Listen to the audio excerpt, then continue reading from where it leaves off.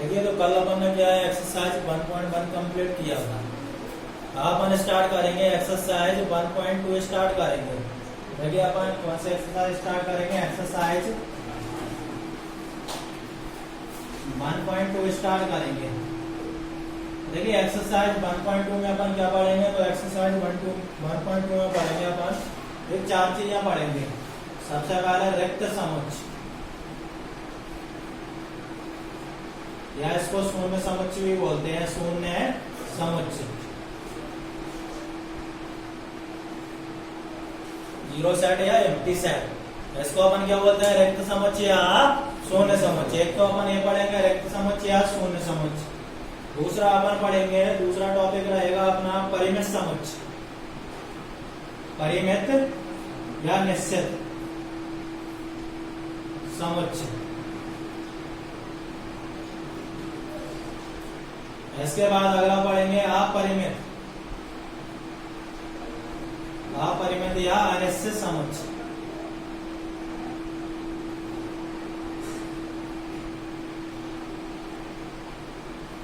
और लास्ट अपन पढ़ेंगे समान समुच्चय।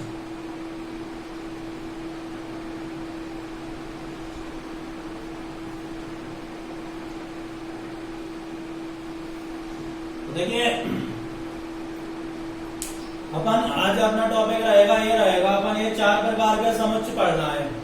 कितने प्रकार के, 4 प्रकार के।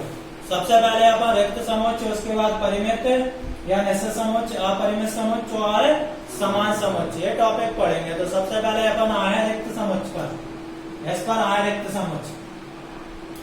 देखिए रिक्त समुच्चय जैसा नाम से स्पष्ट हो रहा है, रिक्त समुच्चय क्या है, नाम से स्पष्ट हो रहा है रिक्त समुच्चय। तो रिक्त समुच्चय क्या होता है, ऐसा समुच्चय जिसमें कोई भी अवयव ना हो, यानी कैसा हो, खाली हो। रिक्त समुच्चय यानी ऐसा समुच्चय जिसमें कोई भी अवयव ना हो, क्या कहलाएगा, रिक्त समुच्चय कहलाता है।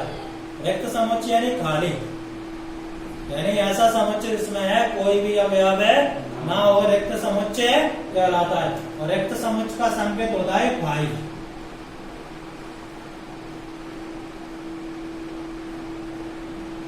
ये पाई क्या होता है, रिक्त समुच्चय का संकेत। रिक्त समुच्चय क्या होगा, ऐसा समुच्चय जिसमें कोई भी अवयव ना हो, रिक्त समुच्चय कहलाता है। अब रिक्त समुच्चय का ये संकेत होता है पाई।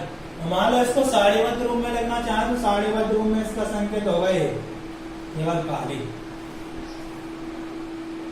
रिक्त समुच्चय क्या होता है, ऐसा समुच्चय जिसमें कोई भी अवयव ना हो, क्या कहलाता है, रिक्त समुच्चय कहलाता है। यानी ऐसा समुच्चय जिसमें अवयवों की संख्या कैसी हो, शून्य, क्या कहलाएगा, रिक्त समुच्चय कहलाता है। और रिक्त समुच्चय का संकेत होता है पाई। और अगर इसको अपन सारणीबद्ध रूप में लिखेंगे तो इस प्रकार से लिखेंगे खाली। अब इसके बाद आए अपन परिमित, जैसे इसके उदाहरण देखें अपन, जैसे तो देखिए रिक्त समुच्चय, मान लीजिए 2 से बड़ी सम अभाज्य संख्याओं का समुच्चय, संख्याओं का समुच्चय। जैसे अपन ने एक उदाहरण दिया, 2 से बड़ी सम अभाज्य संख्याओं का समुच्चय। तो देखिए अपन ने पता है केवल 2 ही एक ऐसी संख्या है जो सम तथा अभाज्य होती है। इसके अलावा सभी अभाज्य संख्याएं क्या होती हैं, विषम संख्याएं होती हैं। तो 2 से बड़ी सम अभाज्य संख्या होती नहीं है, केवल एक ही सम अभाज्य संख्या होती है। कौन सी, 2 के अलावा और कोई सम अभाज्य संख्या नहीं होती। और सभी अभाज्य संख्याएं कैसी होती हैं, विषम। ये कैसा आएगा, रिक्त समुच्चय, यानी इसमें कोई भी अवयव नहीं होगा। और भी उदाहरण ले, जैसे मान लीजिए अपन ले लिया 2 समांतर रेखाओं का अवनिष्ठ बिंदु। 2 समांतर रेखाएं एक दूसरे को प्रतिच्छेदी नहीं करेंगी, तो इनका कोई अवनिष्ठ बिंदु होगा, नहीं होगा। तो 2 समांतर रेखाओं का अवनिष्ठ बिंदु, तो ये भी क्या आएगा, एक रिक्त समुच्चय आएगा। मान लीजिए 1 से छोटी प्राकृतिक संख्याओं का समुच्चय। तो 1 से छोटी प्राकृतिक संख्या होती है, नहीं होती, तो ये भी क्या आएगा, रिक्त समुच्चय। यानी रिक्त समुच्चय क्या होगा? ऐसा समुच्चय जिसमें अवयवों की संख्या कैसी हो? शून्य हो। या ऐसा समुच्चय जिसमें है कोई भी अवयव है ना हो, क्या कहलाता है? रिक्त समुच्चय या शून्य समुच्चय कहलाता है। इसको अपन पाई से प्रदर्शित करते हैं और सारणीबद्ध रूप में लिखेंगे तो अपन इसको इस प्रकार से प्रदर्शन करेंगे। अब उदाहरण जैसे मैंने बताया था, 2 से बड़ी समावास संख्या, तो 2 से बड़ी कोई भी समावास संख्या नहीं होती, इसलिए क्या होगा? रिक्त समुच्चय होगा। जैसे 1 से छोटी प्राकृतिक संख्याओं का समुच्चय, तो 1 से छोटी कोई प्राकृतिक संख्या नहीं होती, इसलिए ये भी क्या होगा? एक रिक्त समुच्चय। जैसे 2 समांतर रेखाओं का अभिनिष्ट बिंदु, तो 2 समांतर रेखाएं एक दूसरे को प्रतिच्छेद ही नहीं करती, इनका कोई भी अभिनिष्ट बिंदु नहीं होगा। तो ये सभी क्या है? रिक्त समुच्चय के उदाहरण। अब परिमित या निश्चित समुच्चय पर आए, तो परिमित जैसे नाम से स्पष्ट हो रहा है, परिमित यानी फाइनाइट। परिमित यानी फाइनाइट, फाइनाइट यानी जिसमें अवयवों की संख्या कैसी हो? निश्चित हो, यानी जिसमें अपन बता सकें कि समुच्चय में 10 अवयव हैं या 20 अवयव हैं, 5 अवयव हैं, 100 अवयव हैं, जिसको अपन गिन के बता सकें, यानी जिसमें अवयवों की संख्या कैसी हो? निश्चित हो। यानी ऐसा समुच्चय जिसमें अवयवों की संख्या कैसी हो? निश्चित हो। ऐसा समुच्चय जिसमें अवयवों की संख्या निश्चित हो क्या कहलाएगा? परिमित समुच्चय कहलाता है। ऐसा समुच्चय जिसमें अवयवों की संख्या निश्चित हो परिमित समुच्चय कहलाता है। जैसे मैंने लिया A बराबर 1 2 3 4।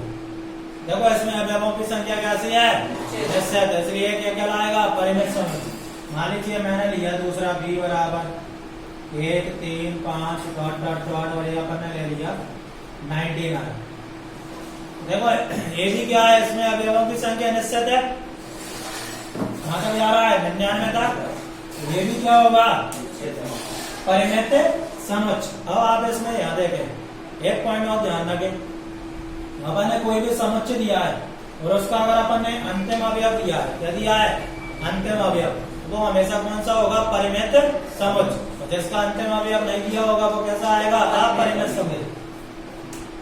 अब जैसे मैंने बोला, जैसे अपन ने बोला प्राकृतिक संख्याओं का समुच्चय, तो प्राकृतिक संख्याओं का समुच्चय कैसा होगा? अपरिमित, क्योंकि प्राकृतिक संख्या तो अनंत तक आती है, वो काय में जाएगा? अपरिमित में। तो आया परिमित समुच्चय, यानी ऐसा समुच्चय जिसमें अवयवों की संख्या कैसी हो? निश्चित हो। ऐसा समुच्चय जिसमें अवयवों की संख्या निश्चित हो क्या कहलाता है? परिमित समुच्चय कहलाता है। परिमित समुच्चय में हमेशा लास्ट वाला अवयव दिया होगा। अब अपन आए अपरिमित समुच्चय पर, यानी इनफाइनाइट। तो देखिए अपरिमित समुच्चय यानी ऐसा समुच्चय जिसमें अवयवों की संख्या निश्चित ना हो। ऐसा समुच्चय जिसमें अवयवों की संख्या निश्चित ना हो क्या कहलाता है? अपरिमित समुच्चय कहलाता है। जैसे A बराबर मैंने लिया 1 2 3 डॉट डॉट डॉट डॉट। देखो इसमें लास्ट अवयव नहीं है, अपन को पता नहीं है कहां तक जाएगा, ये क्या होगा? अपरिमित समुच्चय। जैसे और भी ले अपन पूर्ण संख्याओं का समुच्चय, तो ये भी क्या है? अपरिमित समुच्चय। पूर्णांक संख्याओं का समुच्चय, तो ये भी क्या है? अपरिमित समुच्चय। तो अपरिमित समुच्चय यानी ऐसा समुच्चय जिसमें अवयवों की संख्या निश्चित ना हो क्या कहलाएगा? अपरिमित समुच्चय। इतना क्लियर? अब इसके बाद आए अपन लास्ट समान समुच्चय पर आए। देखो पहला हो गया, दूसरा, तीसरा। अब हम चौथे पर आए समान समुच्चय। तो देखिए दो समुच्चय समान समुच्चय कब कहलाते हैं? जब उनके अवयव कैसे हो? समान। उनके अवयव कैसे हो? समान हो। देखिए दो समुच्चय समान समुच्चय कहलाते हैं यदि उनके अवयव कैसे हो? समान हो। जैसे मैंने ये दो समुच्चय लिए, ये ले लिया 1 2 3 4, मान लो बी ले लिया मैंने इस टाइप से 2 1 4 3। देखो आगे पीछे वाले लेके हो, मैंने बोला था समुच्चय में सीक्वेंस का कोई महत्व नहीं होता, जरूर नहीं है कि अपन क्रम से ही लिखें। देखो इसमें एक है, इसमें एक हैगा, इसमें 2 है तो इसमें भी 2 हैगा, इसमें 3, इसमें भी 3, इसमें 4, इसमें भी 4। तो ये दोनों समुच्चय क्या कहलाएंगे? समान समुच्चय। समान समुच्चय को अपन लिखेंगे A बराबर B। अगर दो समुच्चय समान है तो उसको अपन क्या लिखेंगे? A बराबर बी। मान लीजिए मैंने इसमें और ऐड कर दिया,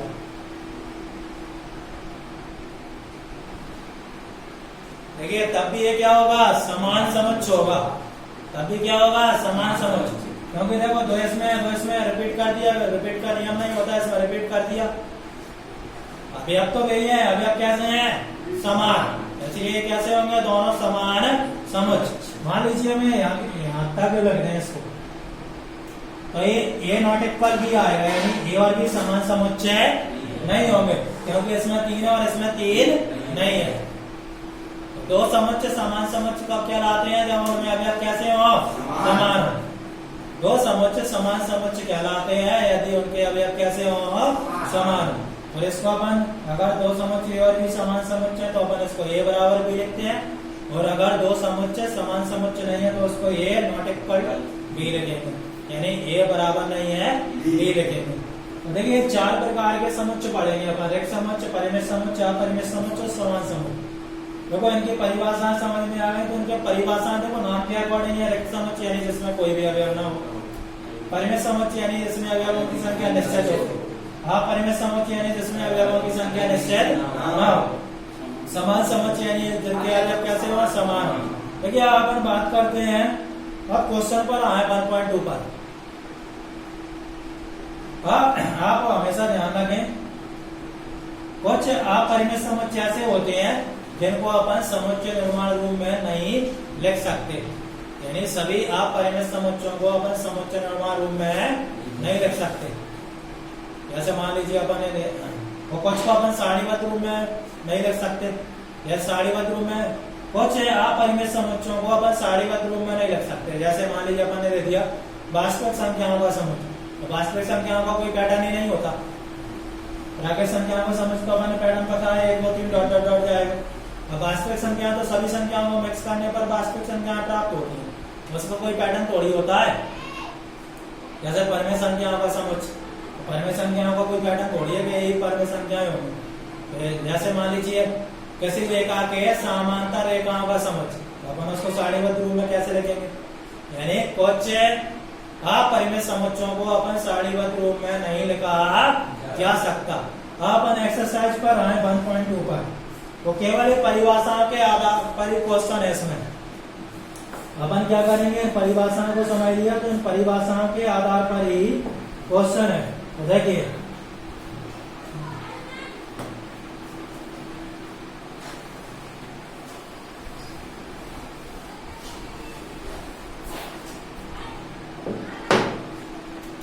देखिए 1.2 पहले का पहला क्वेश्चन, ये पहले का पहला क्वेश्चन। तो पहले का पहला क्वेश्चन है, 2 से निम्नलिखित में से कौन से रिक्त समुच्चय के उदाहरण है। अपन ने क्वेश्चन दिया और अपन ने बताना है कौन से रिक्त समुच्चय, कौन से रिक्त समुच्चय नहीं है। तो देखिए पहला क्वेश्चन है 2 से भाज्य विषम प्राकृतिक संख्याओं का समुच्चय। पहला क्वेश्चन क्या है, 2 से भाज्य विषम प्राकृतिक संख्याओं का समुच्चय। देखिए बोर्ड पर देखिए पहला क्वेश्चन, अपन ये बताना है कौन सा रिक्त समुच्चय, कौन सा रिक्त समुच्चय नहीं है।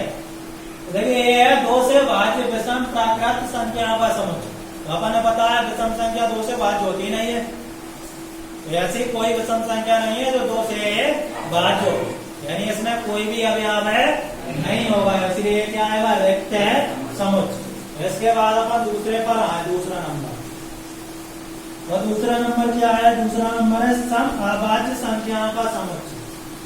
सम अभाज्य संख्याओं का समुच्चय।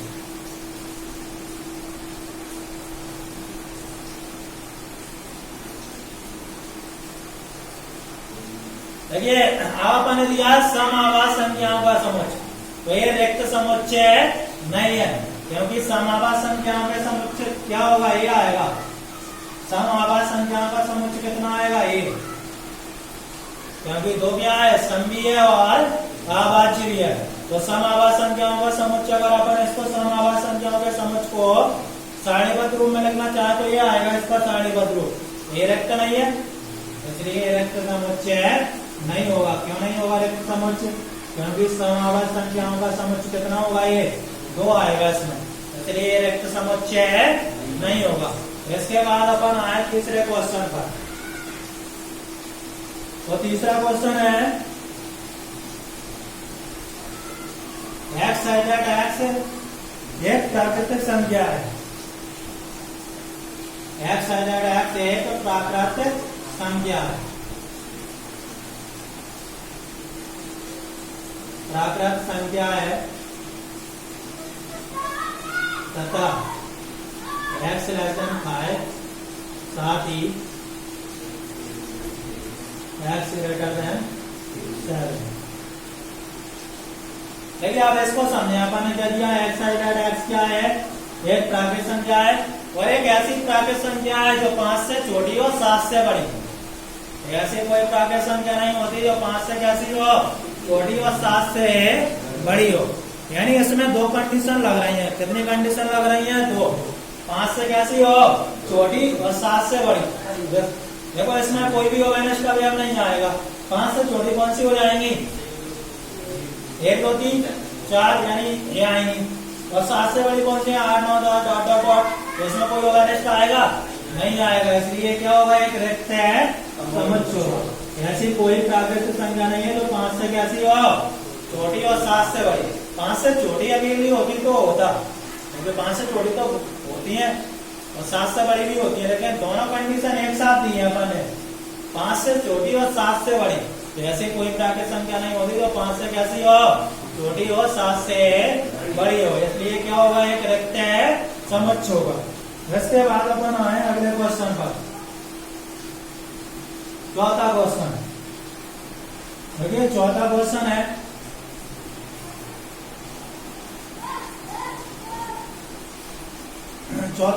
है बाय साइडेड बाय यानी 2 समांतर रेखाओं को अगेंस्ट बिंदु। बाय साइडेड बाय यानी 2 समांतर रेखाओं का अगेंस्ट बिंदु। रेखाओं का अगेंस्ट बिंदु।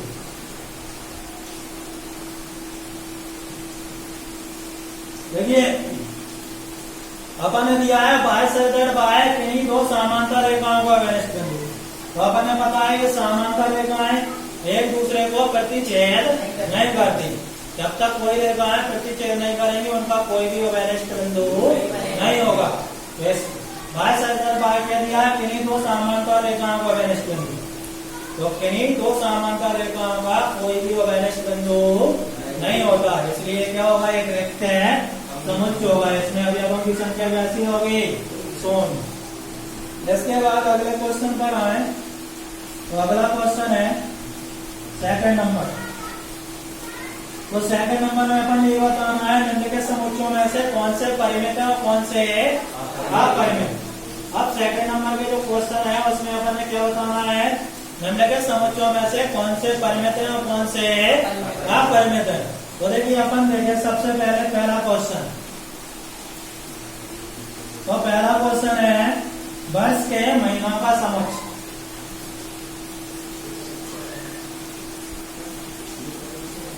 वर्ष के महीनों का समुच्चय।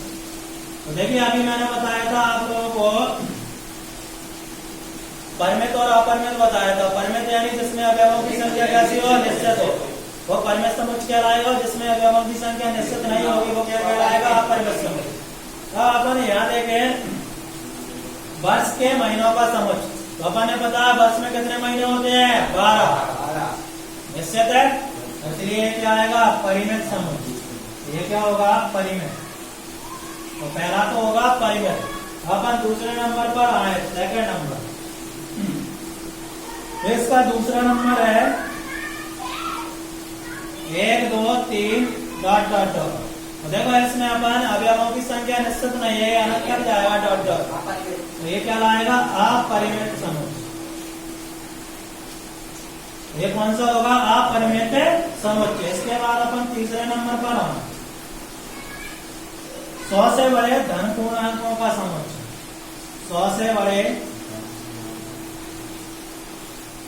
धन पूर्णांकों का समुच्चय।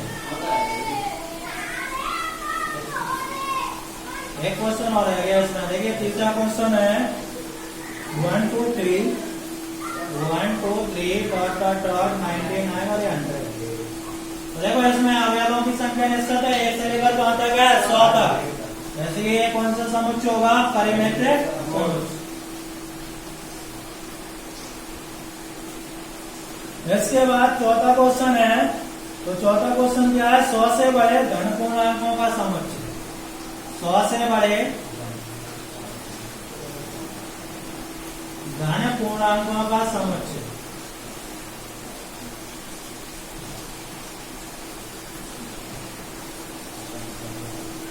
देखिए 100 से बड़े धन पूर्णांकों का समुच्चय।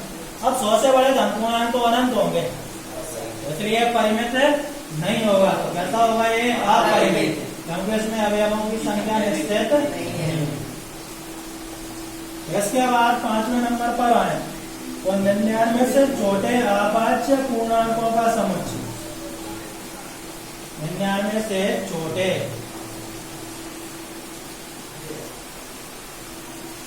अभाज्य पूर्णांकों का समुच्चय।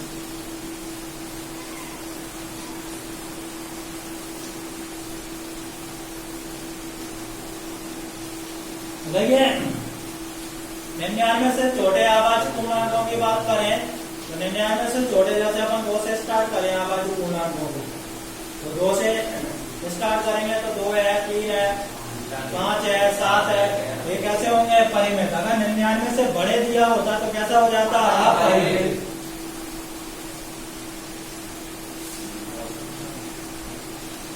अब इसके बाद अपन आए तीसरे क्वेश्चन पर। देखिए तीसरे नंबर पर दिया है अपन ने, तीसरे पर भी यही दिया है। हम देखिए समुच्चयों में से प्रत्येक में से बताइए कि कौन सा समुच्चय परिमित है और कौन सा अपरिमित है। तो देखिए पहला क्वेश्चन इसका, तीसरे का पहला,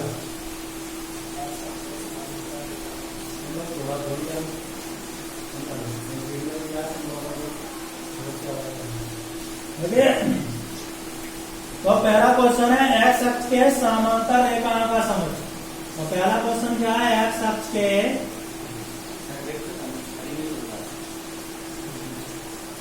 के समांतर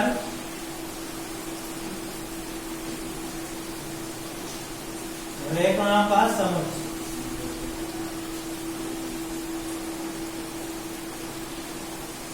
एक समुच्चय परिमित समुच्चय होता है क्योंकि उसमें कोई भी अवयव नहीं होता, यानी फिक्स है, उसमें कोई अवयवों की संख्या